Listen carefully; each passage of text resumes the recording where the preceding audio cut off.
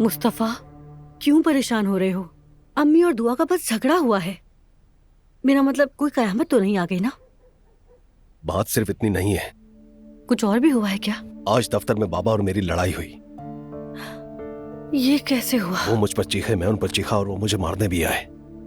या मेरे अल्लाह। एलिफ ने उन्हें हमारे खिलाफ भड़काया कि तुम उसके दफ्तर गई थी।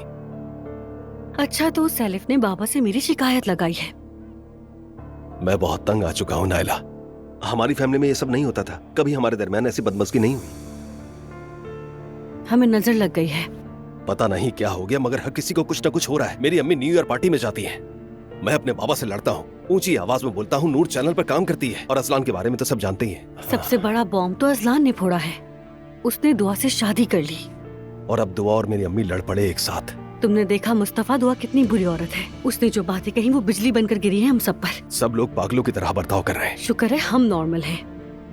हम अब तक पागल नहीं हुए, लगता है हम बच जाएंगे। पता नहीं मैं बाबा का सामना किस तरह करूंगा। कोई बड़ी बात नहीं है मुस्तफा, बाबा का हाथ चूम लेना।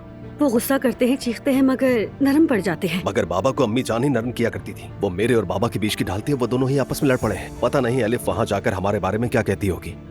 मेरी जान मुस्तफा, तुम बिल्कुल उदास मत हो। मैं हमेशा तुम्हारे साथ हूँ मेरी जान, फिक्र मत करो। सब ठीक हो जाएगा, तुम हिम्मत रखो।